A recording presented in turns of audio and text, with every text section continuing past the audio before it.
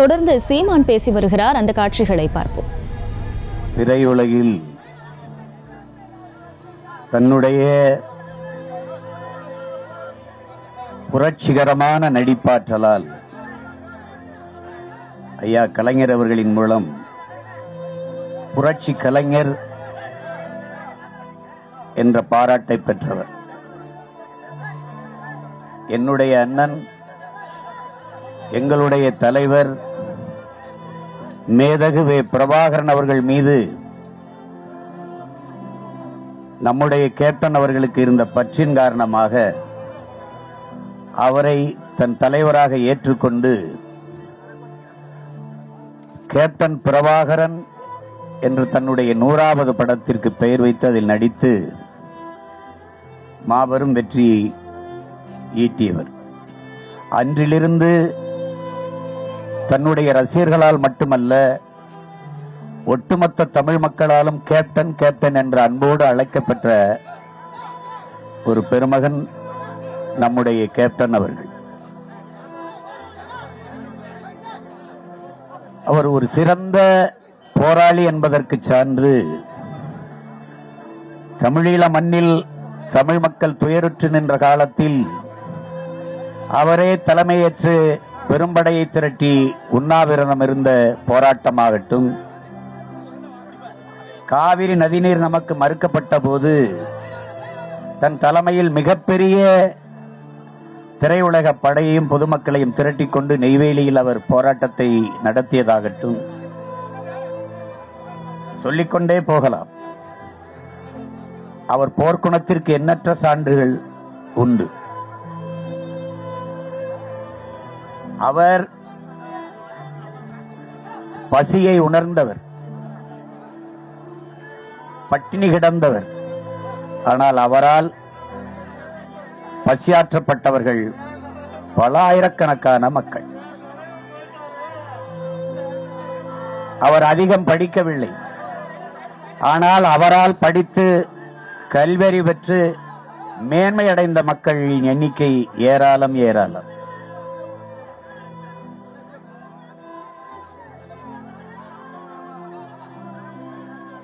அந்த கேப்டன் அவர்கள் நம்மோடு இல்லை என்பதை என்ன மனம் மறுக்கிறது? எப்படி பார்த்தாலும் நமக்குள் ஆறுதல் சொல்லி தேற்றிக் கொள்ள முடியவில்லை.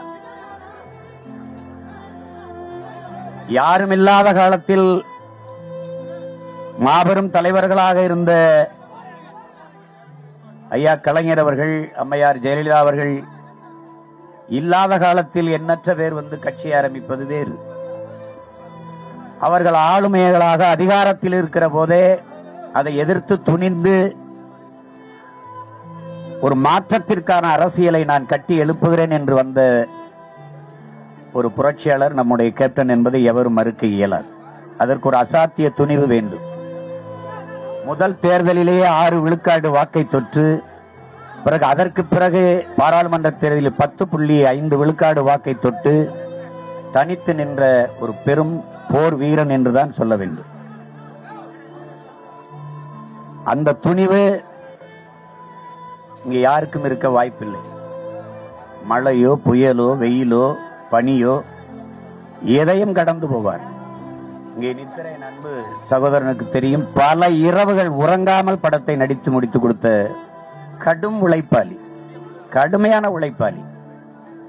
அவரை பார்க்கிற போது இதுவரைக்கும் இந்த பின்னங்காலை வீசி பேக்கு அடிக்கிறதுக்கு தமிழ்நாட்டில் எந்த நடிகரும் இல்லை.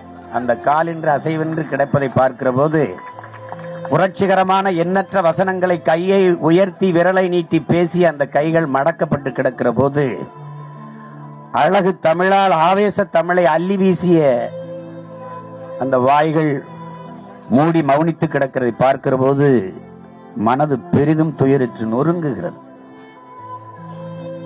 எவ்வளவு தூரம் நடந்து கடந்து பயணித்து வந்த ஒரு பெருமகன் எந்த பின்புலமும் இல்லாத திரையுலகிற்கு வந்து சாதித்து தான் வாய்ப்பு பெற அலைந்தது போல வருங்கால தலைமுறை வாய்ப்பு பெற அலையக்கூடாது என்பதற்காக திரைப்பட நிறுவனத்தை தொடங்கி பல்வேறு இளைய கலைஞர்களுக்கு, இயக்குநர்களுக்கு வாய்ப்பளித்த ஒரு பெருமகனார்.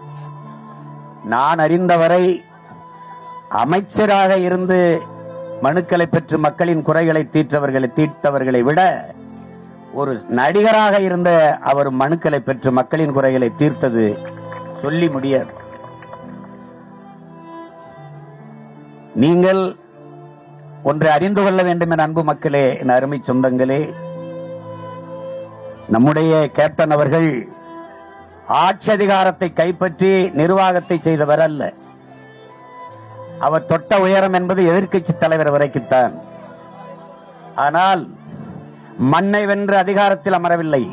ஆனால் எத்தனை லட்சக்கணக்கான மக்களை வென்று அவர்கள் இதய சிம்மாசனத்தில் அரியணையிட்டு ஆட்சி செய்கிறார் என்பதை நீங்கள் பார்க்க முடியும். அவர் நலத்திட்டங்களை தீட்டி, சட்டங்களை ஏற்றி, மிக்சி தருகிறேன், கிரைண்டர் தருகிறேன், அண்டா தருகிறேன், குண்டா தருகிறேன் என்று இலவச அறிவிப்புகளை அரைத்து மக்களின் மனதை வென்றவர் அல்ல. இத்தனை லட்சக்கணக்கான மக்கள் ஒரு மனிதனின் இறுதி பயணத்தில் கூடியிருக்கிறார்கள் என்றால் எத்தனை லட்சக்கணக்கான மக்களின் இதயத்தை வென்றிருக்கிறார் என்பதை நீங்கள் இதிலிருந்து அறிந்து கொள்ள முடியும்.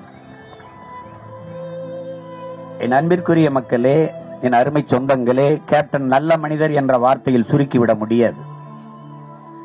ஆகச் சிறந்த மனிதன். ஒரு தெய்வம் எப்படி வையத்துள் வாழ்வாங்கு வாழ்பவன் வானுரையும் தெய்வத்தில் வைக்கப்படும் என்று வள்ளுவ பெருமகனார் தன் மறைமொழியில் நமக்கு போதித்திருக்கிறார். தெய்வம் என்பது எப்படி உண்டாகிறது, உருவாகிறது? என் அன்பிற்குரியவர்களே, என் அருமை உடன் பிறந்தார்களே, ஒரு மனிதனை நல்லவர், நல்ல மனிதன், ரொம்ப நல்லவர், ரொம்ப ரொம்ப நல்ல மனிதர், அதற்கு மேல வார்த்தை இல்லாத போது மனிதன் சொல்கிறான் அவன் தெய்வம் அப்பா என்று. அப்படி தெய்வமாகி போனவர் நம்முடைய கேப்டன் அவர்கள் என்பதை எவரும் மறுக்க முடியாது.